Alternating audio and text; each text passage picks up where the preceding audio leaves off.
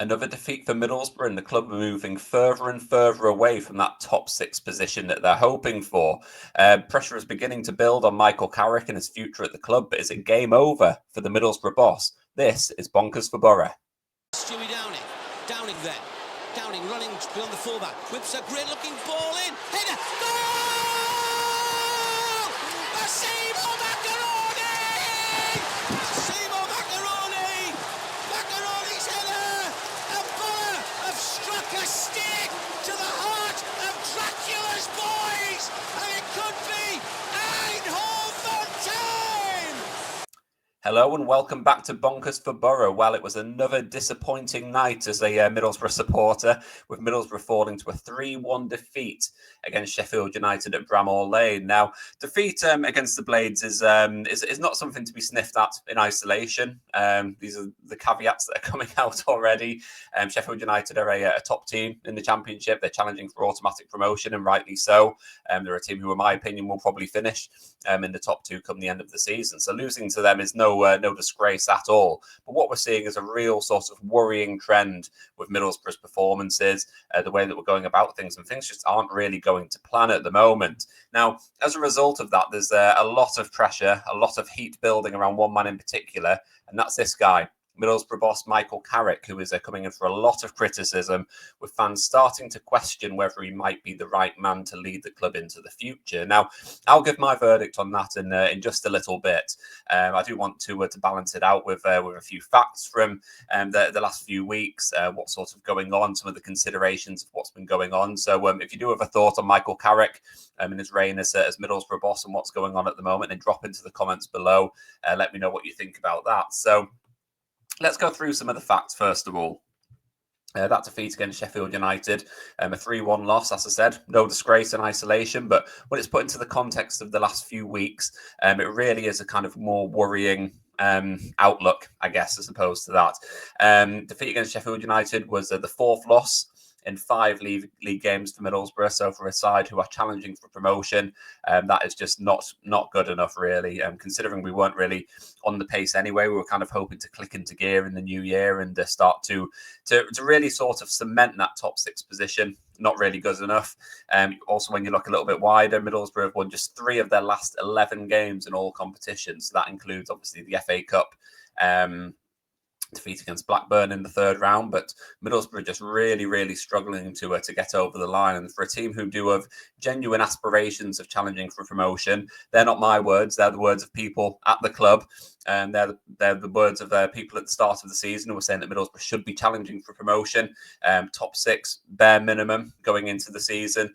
Middlesbrough really should be going for the automatics, because such was the nature of the Championship this season. There was no real runaway leaders at the start of the season. Last season, you had clubs like Leicester, who were far and away stronger than just about everyone else in the Championship. But this season was a lot more even, you've got to say. There are some very good teams in there with Leeds and Sheffield United and Burnley, and Sunderland have done very well, obviously.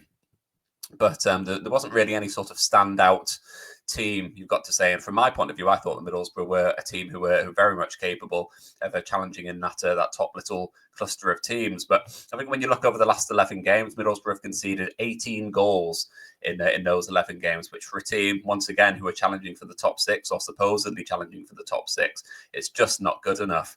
In those 11 games, we've conceded 3 goals in 4 of those fixtures, which is just outrageous, really. It just shows just how leaky our defence is.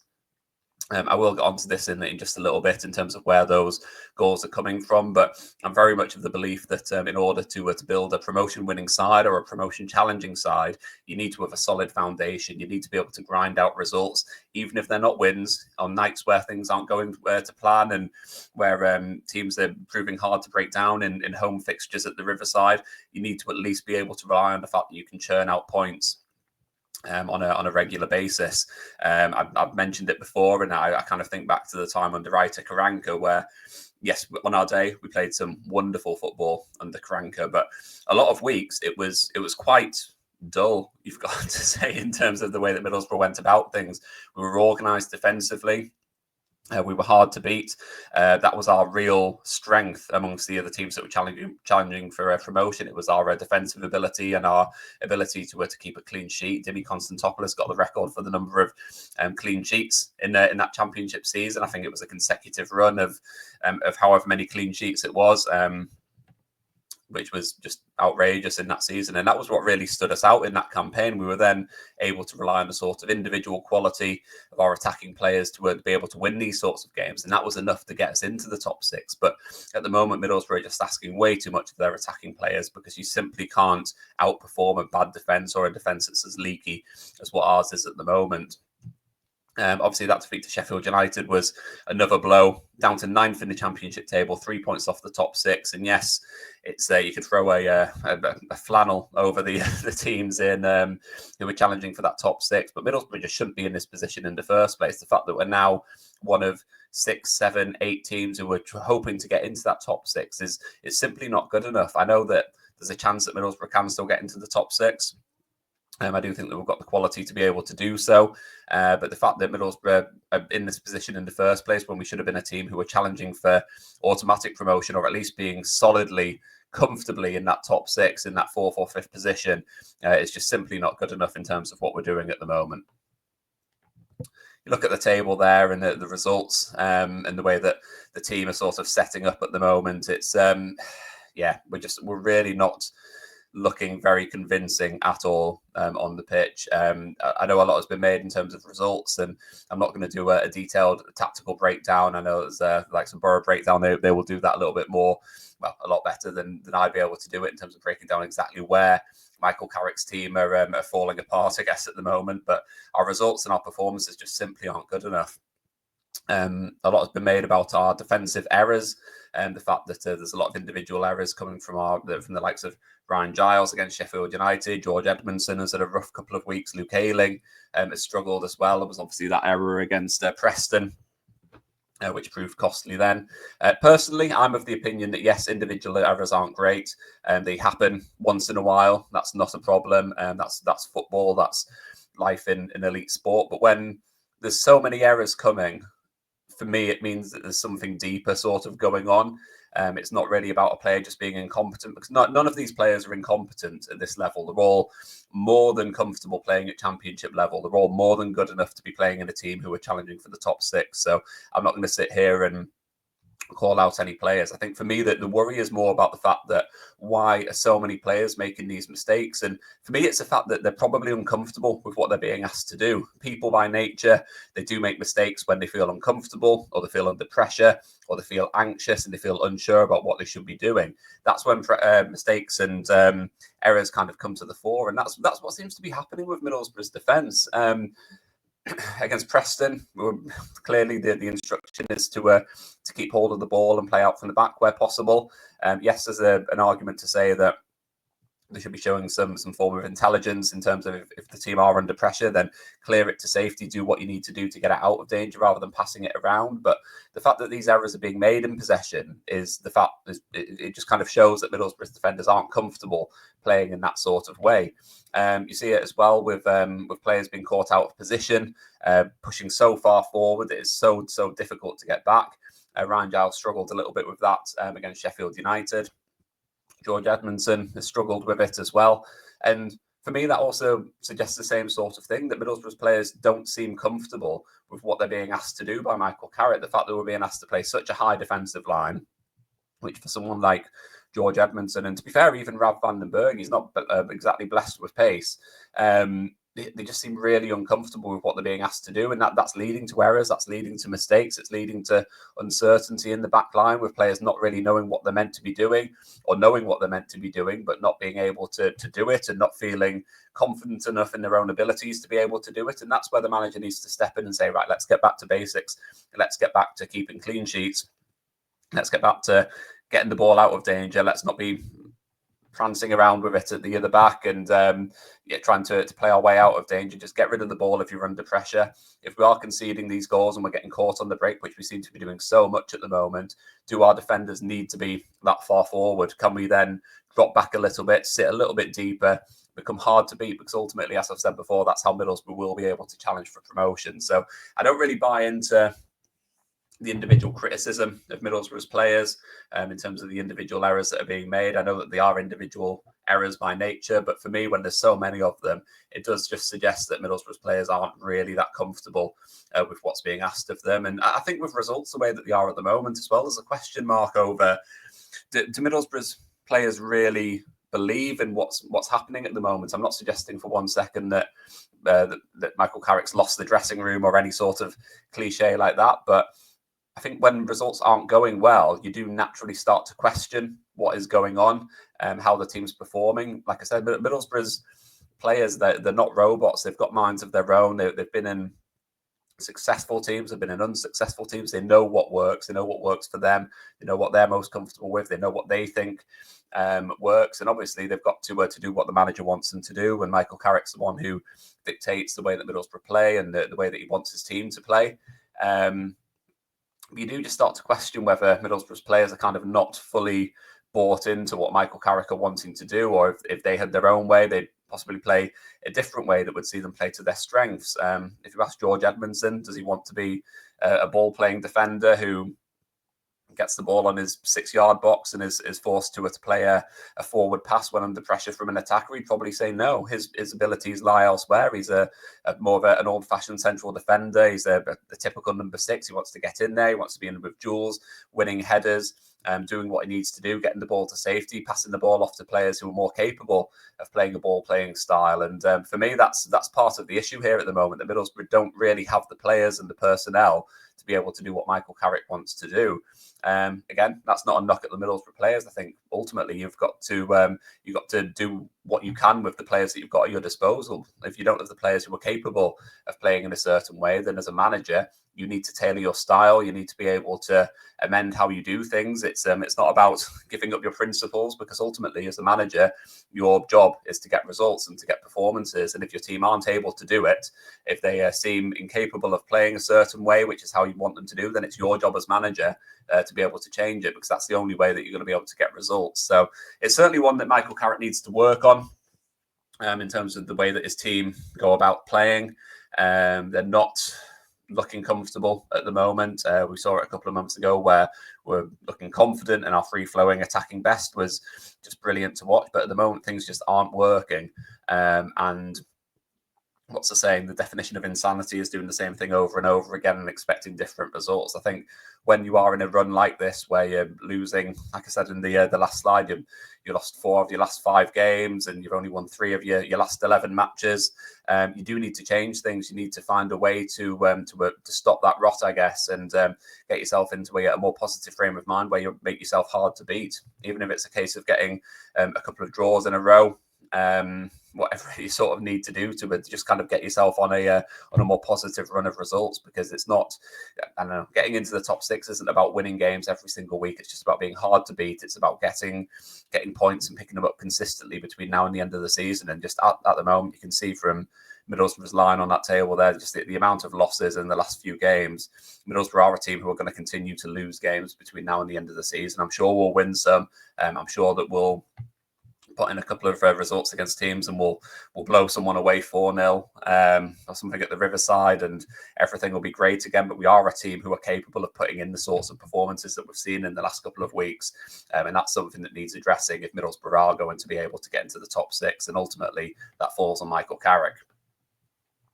Recruitment, you're talking about the January transfer window. We've done a recap on this channel about Middlesbrough's recruitment and whether it was a good window or a bad window.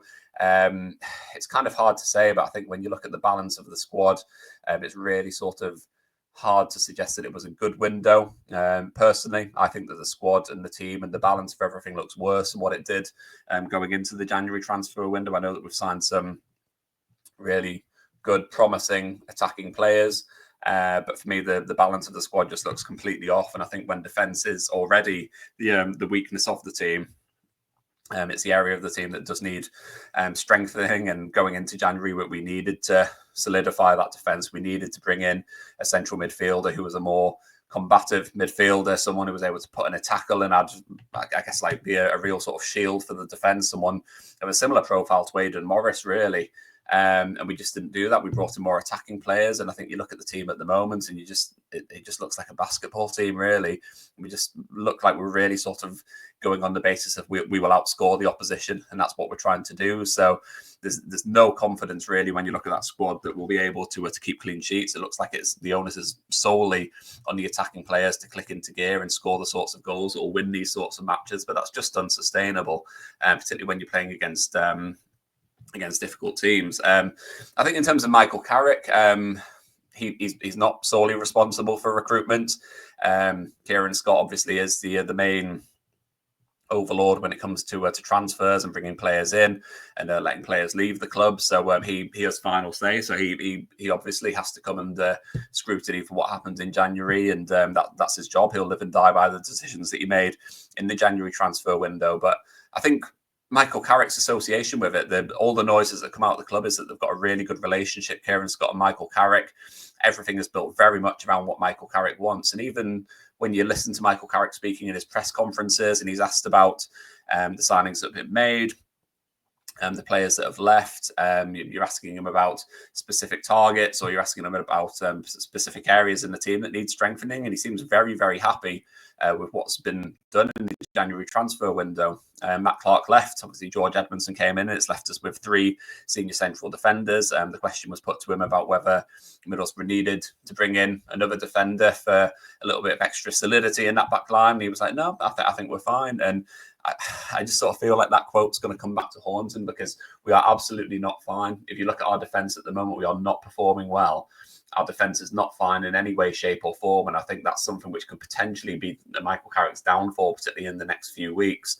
I don't want to bash Middlesbrough's recruitment, because I do think that over the last few windows, I think Middlesbrough have got it just about spot on in terms of the way that we've gone about things. There will be reasons for how we've gone about things in the January transfer window. And I know that there's a lot of different factors. It's not just about building a good team. It's things like profit and sustainability that you've got to worry about. It's players, obviously, of their own demands and expectations. People like Izzy Jones will have wanted to go out and play first-team football. Emmanuel Letulath will have wanted to go out and excel at a higher level, given his performances with the club. But it's up to Middlesbrough to make sure that the balance of the squad is absolutely right. And I just really don't think that we recruited in the right areas. I don't think we addressed the weaknesses. I don't think if you asked any supporter through November and December, if you were to say to them what area of our team needs strengthening, you'd have been saying the defence. You'd look at the attack and go, no, I think we're good. If you can keep hold of Ben Doak, and yes, Emmanuel Letulath might leave and we might need to replace him, but other than that, our attacking options were pretty good. You'd be looking at the sort of the other end of the pitch for areas to strengthen. So that would be bringing in another defender or another central midfielder, and that just simply didn't happen. And for me, the fact that Michael Carrick has been quite happy with the recruitment means that he is sort of complicit in that January transfer window and the way that we went about things and the business that was sort of done. And that means that while Kieran Scott's ultimately responsible, I do think that Michael Carrick also needs to take a degree of responsibility, and I think he will undoubtedly have to do that in the next few weeks, because if it continues on this trajectory where Middlesbrough's defence is hugely exposed, questions will continue to be asked about that January. The fact that we didn't replace Matt Clark when he left, the fact that we let him leave in the first place. I know I'm not rewriting history. Matt Clark wasn't a world beater by any means, but he did add a little bit of solidity to that back line, which we don't have at the moment.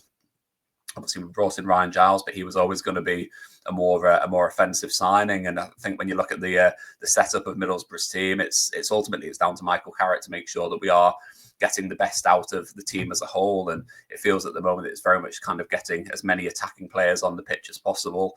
The balance of the team is all wrong. Obviously, the balance of the squad is all wrong, but I think the balance of the team is as well. And I do think that Michael Carrick maybe needs to have a little look at the way that he's setting up his team. I know that fans suggested that Middlesbrough should be going to 3 central defenders to add a little bit more solidity to that back line. And I just can't see Michael Carrick changing what he wants to do. And that could be a real problem for him, because results aren't going well. And when things aren't going well, you need to change things. You need to tinker things. It's, as I said, you can't just keep doing the same thing over and over again and expecting different results. And for me, the pressure is really building on Michael Carrick at the moment, and he needs to stop this rot and needs to address this slide, because not only are our hopes of challenging for the top six and challenging for promotion sort of starting to hang by a thread, but I think his future at the club and his support from the fans, I think that's also going downhill as well. And Michael Carrick really needs to do something about it to get things back on track. So I think if you were to ask me my view on Michael Carrick's future, the way that I'd sum it up is just that something drastically needs to change. Things aren't going well. There's a real stubbornness to Michael Carrick in the way that he sets up his team, his tactical philosophy, the formation that he picks, and the players that he picks in the team. There's a real stubbornness, and in certain moments that's admirable. You want a manager who sticks to his beliefs and is happy to keep drilling the team on the same system, the same formation. If he believes in it and it gets results, which we have seen that is capable of doing, then that's great. But I do think that the mark of a good manager is being able to put your own beliefs and your own principles aside for the good of getting results for the team. And that's something that Michael Carrick needs to do. Defensively, we're just not looking at the races at the moment. Our defence is nowhere near good enough for a side that are challenging for promotion.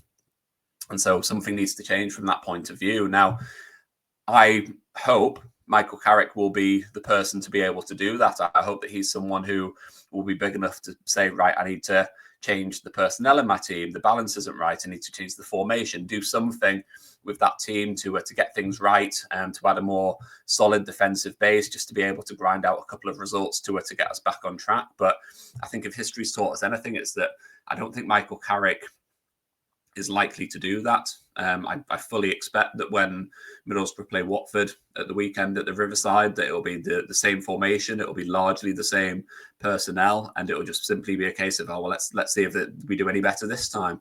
We need to do better next time, but it's going to be the exact same team doing the exact same things once again. And I think that's the concern with Middlesbrough fans. I think fans are sort of losing confidence in Michael Carrick's decision making. I think during a match, I think the fact that he's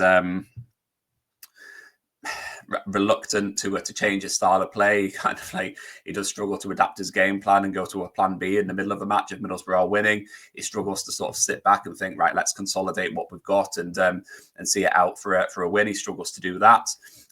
In moments where the most recent example comes to mind with Sunderland, where there was a spell in the second half where they were really on us, putting us under pressure, and our players were still looking to play it out from the back, and we were playing with the exact same tempo as what we were, and it just made for a really frantic, nervy spell of the game, when what Middlesbrough really needed to do was take the sting out of things. We needed to slow things down.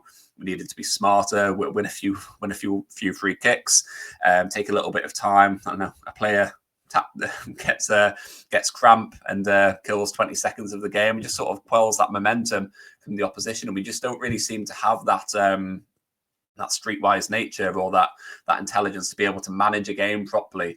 Again, it's something that I hope Michael Carrick is able to address and sort out. But I think based on his time at the club so far, there is, like I said, there's a real sort of stubbornness, and I hate to say it, but almost like a sort of arrogance about the way that Middlesbrough go about things. And that's all well and good when Middlesbrough are playing well and we're winning games and we're scoring hatfuls of goals. That's brilliant. But when you are losing games like this, it's just, there's nothing more frustrating for supporters than watching a team and a manager who is unwilling to compromise on his principles to get the team playing. So I hope that Michael Carrick can change things. I hope that Michael Carrick's able to be big enough to be like, right, we need to alter something to get the results that we need to get the season back on track. If he can't, then pressure is really starting to build on him. This Middlesbrough team, in my opinion, is good enough, certainly, to be in that top six. Probably good enough to be a top four team. I'm not saying we're not going to finish in the top four, because I think that ship's well and truly sailed. But I think in terms of the personnel, I think the Middlesbrough squad are more than capable of being a top four team at this level. I don't buy into the whole thing against Sheffield United, where Sheffield United's team are so good and we're completely outclassed, because yes, Sheffield United's team are good and possibly they're better, but they're not that much better than Middlesbrough, in my opinion, in terms of the players that Middlesbrough have got. I think we should be well and truly in there. And I think ultimately, if Middlesbrough don't get into the top six, it's an absolute disaster, in my opinion. If Middlesbrough get into the top six, I think we need to be careful that the whole thing isn't being reframed as, oh, job done, mission accomplished. It's been a good season because Middlesbrough got into the top 6, because that wasn't the objective at the start of the season. Getting into the top 6 was the absolute bare minimum at the start of the season.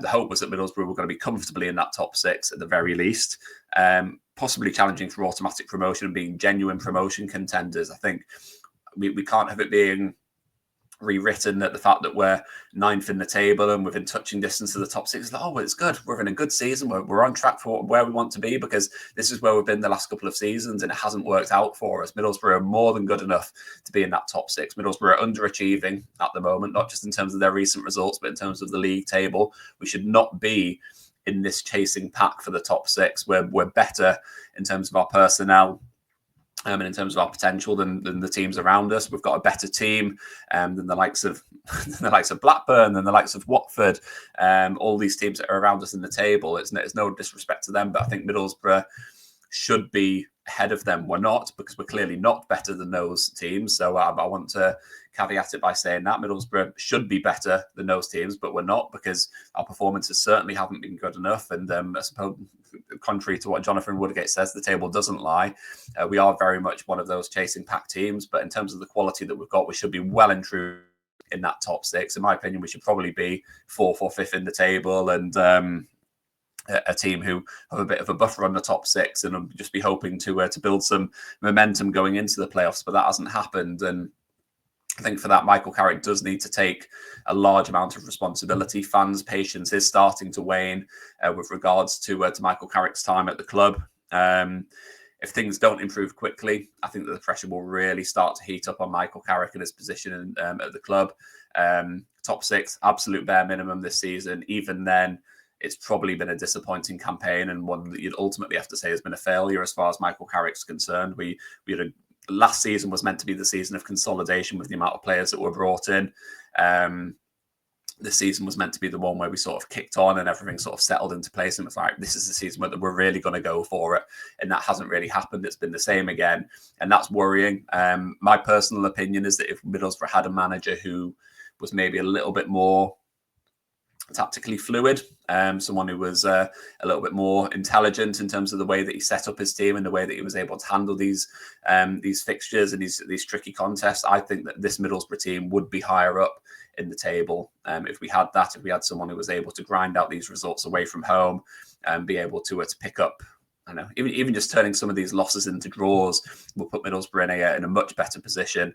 And I do think that that has been a real downfall for Middlesbrough this season, and that inability to do it. Don't get me wrong, I love Michael Carrick, and when things are going really well and Middlesbrough are playing well, you got to think that he's just an absolute perfect fit for Middlesbrough, and the way that he sets his team up is brilliant from that point of view. But in a division, a competitive division like the Championship, where Middlesbrough aren't far and away the best team in the league, you need to have that flexibility and that sort of self-awareness to be able to change things to get the results that you need to get up there. Middlesbrough we're not a Man United of 20 years ago. We're not maybe a Man City of now is a bad choice, but we're not a Liverpool of now, where we've got such a quality group of players that we can go out and just play our way, and everyone else will have to adapt to us. We're not good enough to do that, and so that's why the manager has to be able to put his pride to one side and be able to basically do what is needed to get the results to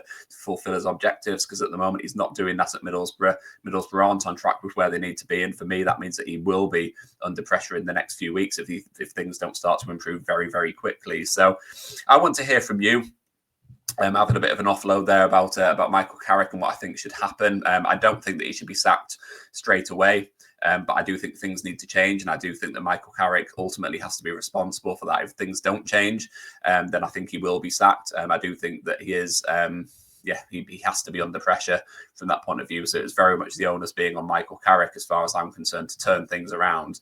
But I want to hear from you. Let me know in the comments below what you think Middlesbrough should do with Michael Carrick's situation at the club. Is he the man to lead us moving forward, or do you think it's time for someone new to come in and take charge? Drop into the comments below. Let me know what you think. And if you have enjoyed this video, please do hit subscribe as well, because there's going to be plenty more coming up soon. Catch you later.